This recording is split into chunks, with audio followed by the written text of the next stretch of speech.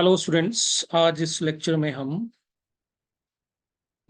Linear transformation में कैसे हम लीनियर ट्रांसफॉर्मेशन को किसी मैट्रिक के साथ एसोसिएट करते हैं वो सीखेंगे। सो लीनियर ट्रांसफॉर्मेशन का तो लास्ट लेक्चर में हमने किया था, तो आई होप आपको लीनियर ट्रांसफॉर्मेशन का कंसेप्ट समझ आ गया होगा। तो नाउ सपोज कि हमारे पास एक लीनियर ट्रांसफॉर्मेशन है, द सजेस्टिक आर, एक R S to power n मैंने फाइनाइट डायमेंशनल वेक्टर स्पेस ले लिया और एक ले लिया मैंने R S to power n, और इन दोनों के बीच में लीनियर ट्रांसफॉर्मेशन ले ली हमने टी। तो डेफिनेटली इसकी डायमेंशन एन है और इसकी डायमेंशन एम है। तो हमें जो ट्रांसफॉर्मेशन होगी वो कुछ ना कुछ तो गिवन होगी। जैसे अगर हम देखें कि कोई भी ट्रांसफॉर्मेशन होगी तो यहाँ पे क्या होगा, एन टुपल का एलिमेंट लगेगा और यहाँ पे जो एलिमेंट बन के आएगा वो एम टुपल का आएगा। इतना तो कंसेप्ट क्लियर होगा आपको, ठीक है। तो अब n tuple and m tuples में थोड़ा सा ऐसे रहता है कि कितने एलिमेंट्स, तो समझने के लिए ऐसे करते हैं कि एन की वैल्यू 2 ले लेते हैं और एम की वैल्यू 3 लेते हैं, फिर इसको करके देखते हैं। तो फॉर एग्जाम्पल मैंने एन की वैल्यू यहाँ पे 2 ले ली और एम की वैल्यू 3 ले ली, then this transformation look like. और इसी तरह से फिर हम हायर पावर के लिए भी इसको समझ सकते हैं। तो फॉर समझने के लिए हमने इसको नॉन नंबर रख लिए, ठीक। तो ऑब्वियस है आर है, तो इसका बेसिस, स्टैंडर्ड बेसिस क्या होगा, तो E equal to 1,0 and E2 0,1। We standard basis, standard basis तो एक ही होगा, standard basis of R is to power n. Got it. अब हमने यहाँ पे कोई एक एलिमेंट ले लिया, वी ले लिया डोमेन से, आर स्क्वायर से, ठीक। तो टू ट्रिपल टाइप होगा। सो assume it is like x1 comma x2, तो डेफिनेटली x1 भी और x2 भी हमारा आर से आएगा, फील्ड से आएगा, फील्ड आर होगी इसके लिए। तो अब हम इस एलिमेंट को जो हमने आर स्क्वायर से लिया, तो आर, इस एलिमेंट को हम आर स्क्वायर की बेसिस की फॉर्म्स में लिख सकते हैं। तो it mean that this v can be written linear combination of E1 plus E2। तो ये स्टैंडर्ड बेसिस है, तो ऑब्वियस है यहाँ पे एलिमेंट x1 ही आ जाएगा और यहाँ पे x2 ही आ जाएगा। तो आप कर सकते हैं कैसे, चाहे अल्फा 1 अल्फा 2 ले लो, सॉल्व करके फिर हम इसको चेक कर सकते हैं। So this is the v in terms of basis of R square. अब हम इस पे लीनियर ट्रांसफॉर्मेशन लगाते हैं, अगर वी लगाते हैं तो it look like T of x1 E1 plus x2 E2। Okay. अब ये लीनियर ट्रांसफॉर्मेशन है, तो हमारा x1 और x2 तो स्केलर है, तो यहाँ पे क्या बन जाएगा, ये x1 t of E1 plus x2 t of E2। So this is the due to linear transformation because t is linear transformation। अब इसके बाद ऑब्वियस है, अब ये अगर मैं आपको बोलूं ये एलिमेंट कहाँ पे होगा, ये एलिमेंट कहाँ पे होगा, तो definitely this element belongs to codomain. तो कोड मेन में जो डायमेंशन है, जो कोड में हमने यहाँ पे क्या लिया है, आर क्यूब। तो डेफिनेटली ये जो एलिमेंट आएगा इसमें ये वाला भी और ये वाला भी,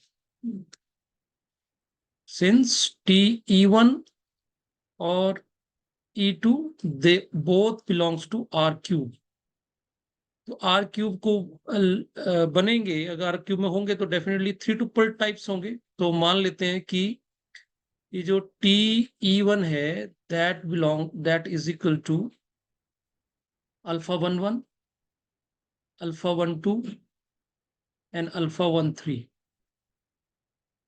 तो मैंने क्या किया यहाँ पे, ये जो वन है ये मैंने फर्स्ट सब्सक्रिप्ट में सेम रखा, और तीन टुपल है तो वन टू थ्री। उसी तरह से ई टू क्या ले सकते हैं हम, दे विल बी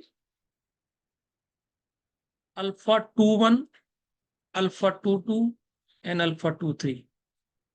और डेफिनेटली अब अगर मैं आपसे पूछूं कि ये सारे अल्फा वन ये कहाँ पे होंगे, ये डेफिनेटली आर से आएंगे, they belongs to R. Alpha one one, alpha one two, alpha one three, they belongs to R. और alpha one two one, alpha two two, alpha two three, ये भी आर से आएंगे, फील्ड से आएंगे। तो नाउ अब इस इक्वेशन में इनको पुट कर सकते हैं। सो व्हाट वी गेट, तो one implies P of V is equal to x1 alpha one one, alpha one two, alpha one three, x2 alpha two one, alpha two two, alpha two three. तो अब इसको simplify कर लेते हैं हम, तो what we get alpha one one x one plus alpha two one x two, और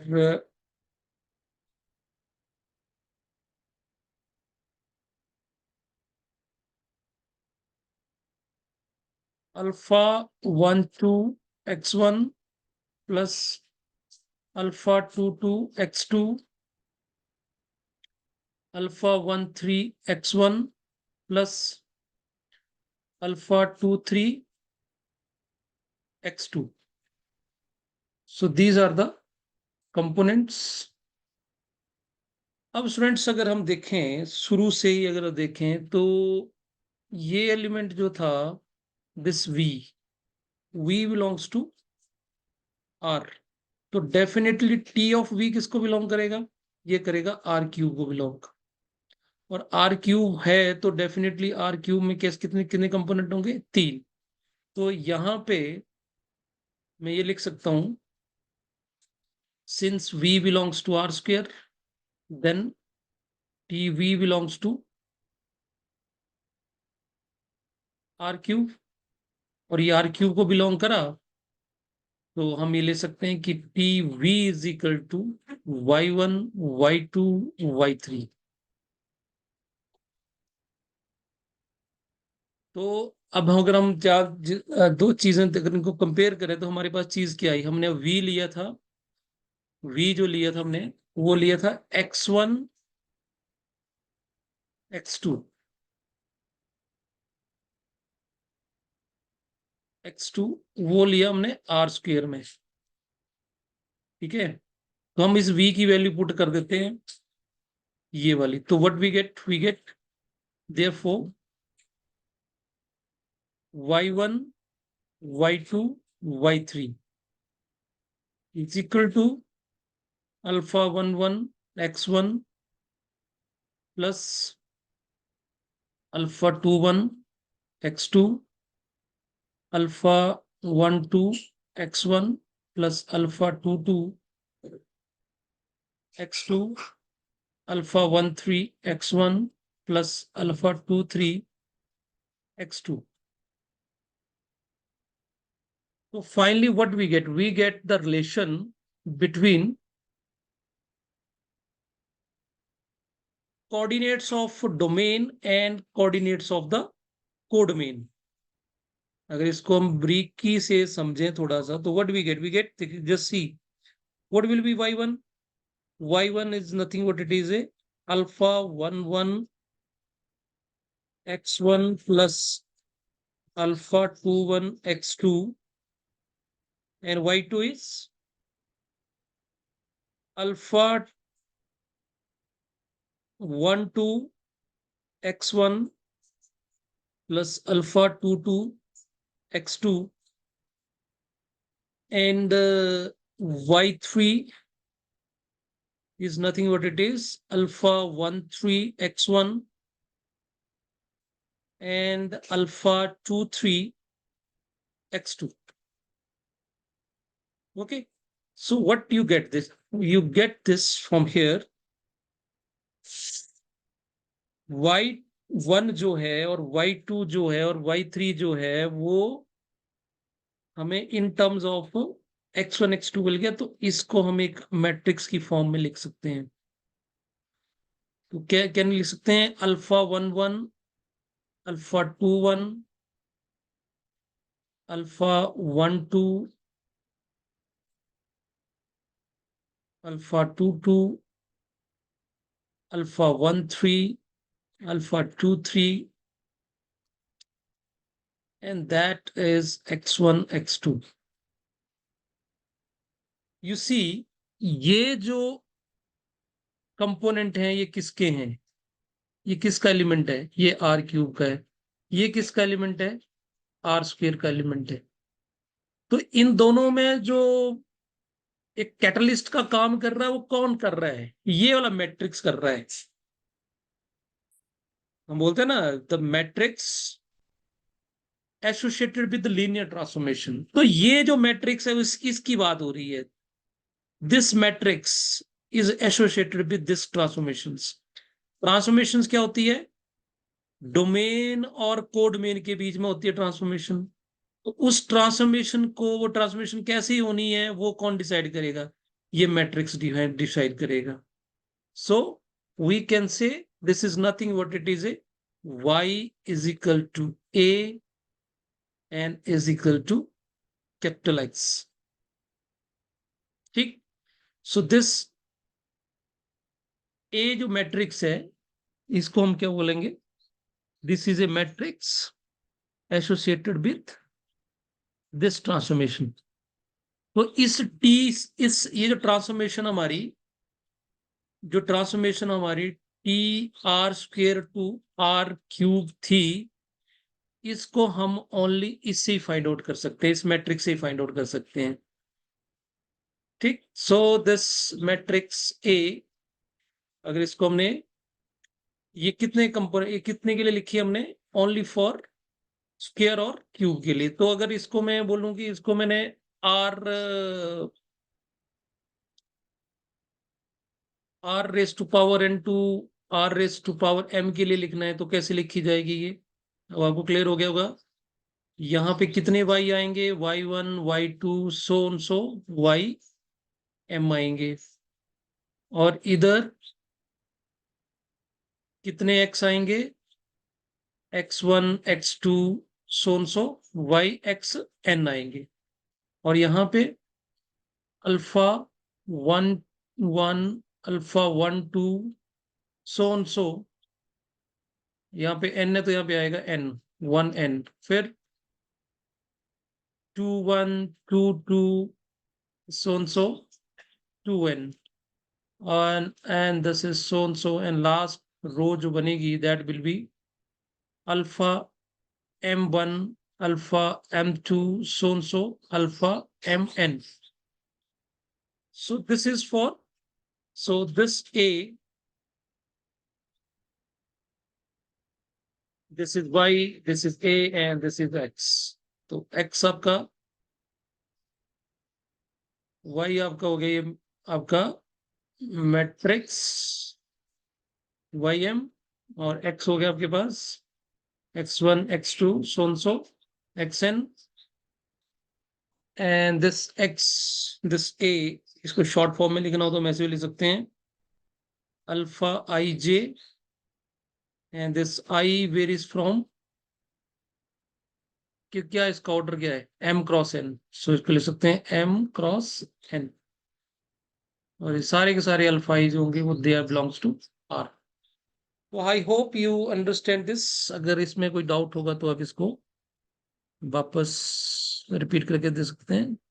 तो this is the magical matrix you can say, क्योंकि इस मैट्रिक्स से ही इस ट्रांसफॉर्मेशन के बीच में क्या रिलेशन है वो पता चल जाएगा।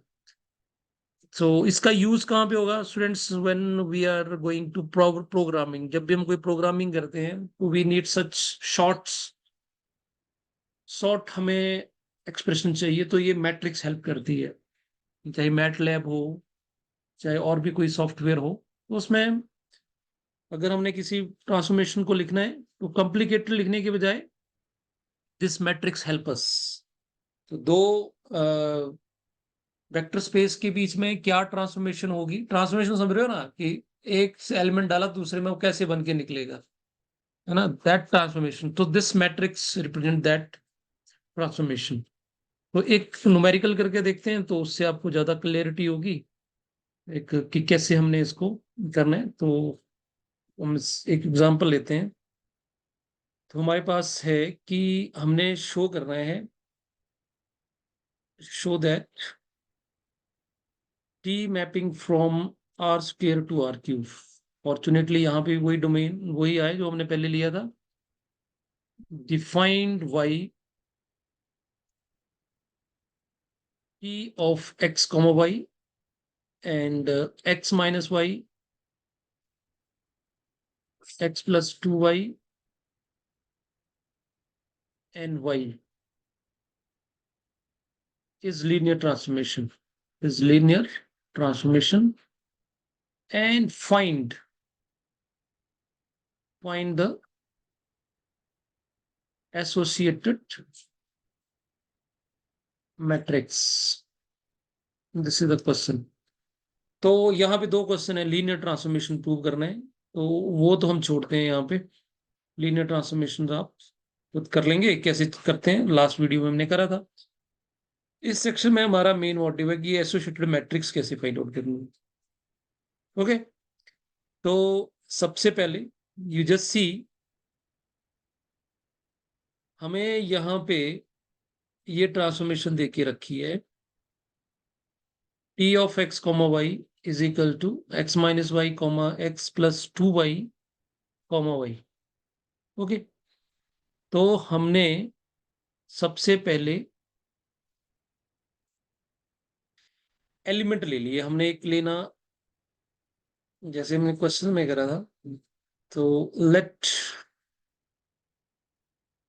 X one comma y one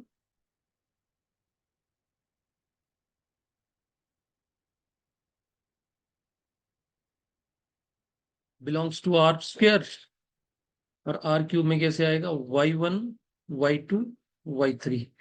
same जैसे मैंने पिछले कुछ आपको भी समझाया, उसी में जैसे एलिमेंट कंपोनेंट ले लिए वो ले लिए हमने इसमें से। ठीक, अब हमने ये जो कंपोनेंट है इसको यहां पे यूज कर लेंगे, जो हमें एक्सप्रेशन दी है।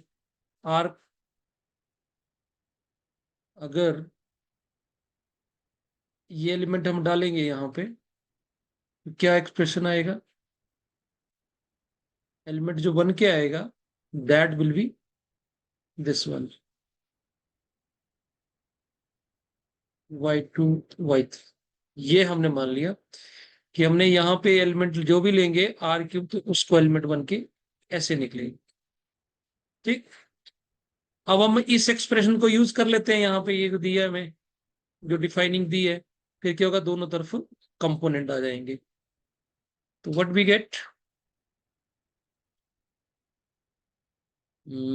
इम्प्लाइज, इसको मैं लेफ्ट साइड पे लिख लेता हूं, और जो राइट साइड वाला है इसको डिफाइनिंग पे लगा देते हैं। क्या है डिफाइनिंग, कि x कॉमा वाई का था x माइनस वाई, तो यहां पे क्या बनेगा, x1 माइनस x2। आगे था x plus twice of y, तो यहां पे बनेगा x1 प्लस ट्वाइस x2। और कॉमा थर्ड कंपोनेंट क्या था, y, y की जगह यहाँ पे क्या है x2। That's all. So I think compare करना है आप तो. y1 is equal to x1 minus x2. और y2 कितना बन गया? x1 plus twice x2. और y3 कितना बन गया? x2. तो अब हमने मैट्रिक्स बनाना है. तो डेफिनेटली यहाँ पे तो कोई इशू नहीं है. इसमें x1 नहीं है तो हम लिख सकते हैं 0 x1 plus x2. So what we get y1 y2 y3 is equal to 1 minus 1 1 2 0 1 and x1 x2. तो ये तो हमारी एक्सरसाइज +2 क्लास से करते आते हैं. तो therefore the matrix associated with given linear transformation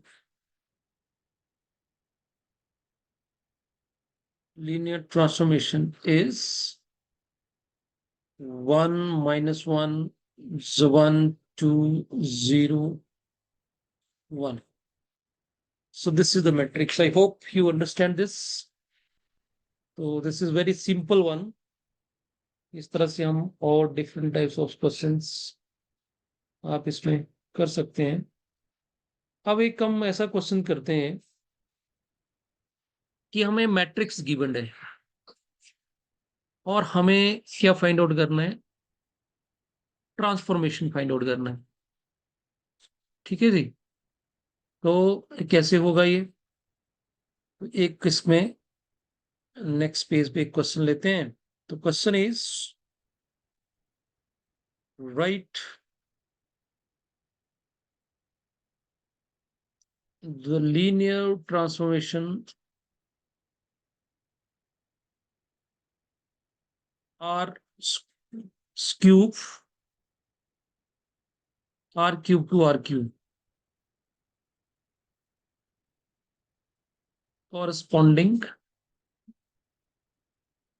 corresponding to matrix A. And matrix A में एलिमेंट है 2 0 3 -5 1 6 4 -7 8. तो स्टूडेंट हमें तो पिक्चर परफेक्ट क्लियर है कि हमें क्या करना है ना. हमें जस्ट पता है कि हम लेते हैं y is equal to A is equal to x. ठीक है जी. तो y हम लेंगे कोडमेन से और ये x आएगा डोमेन से. यहाँ पे डोमेन कोडमेन इनफैक्ट सेम ही है. तो यहाँ पे हमारे पास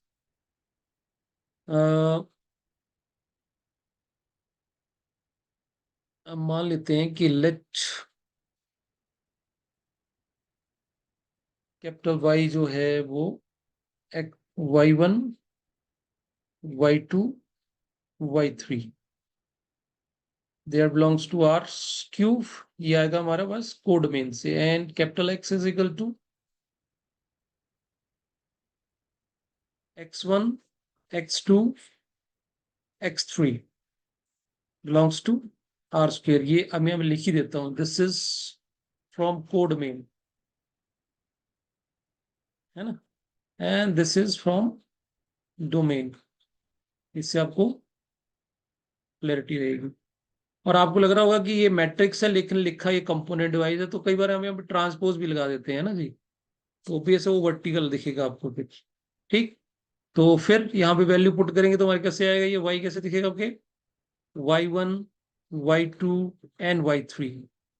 और फिर यहाँ पे इजिकल टू ए मैट्रिक्स हमें गिवन है. मैट्रिक्स में क्या दिया है? 2 0 3 -5 1 6 4 -7 and 8. फिर x के कंपोनेंट तो x1, x2, x3। नाउ अब हम इसको सॉल्व करें तो हमारे पास कैसे आएगा, ये मैट्रिक्स में कैसे दिखेगा। तो what will be y1 is ऐसे और ऐसे मल्टीप्लिकेशन होती है, आपको I hope plus two class से पढ़ते आते हैं हम, है ना जी। इसकी मल्टीप्लिकेशन कैसे होगी, ऐसे और ऐसे। तो कौन किससे मल्टीप्लाई होगा, 2 into x1, 2x1, 0 into x2, 3 into x3। Second, y2 is equal to -5 into x1, 1 into x2, and +6 into x3. y3 is equal to 4x1 -7x2 +8x3। ठीक है जी। So now this is the transformation. So what we get, y1 is equal to 2x1 +3x3। ये तो as it is रहेगा और ये भी as it is रहेगा। So therefore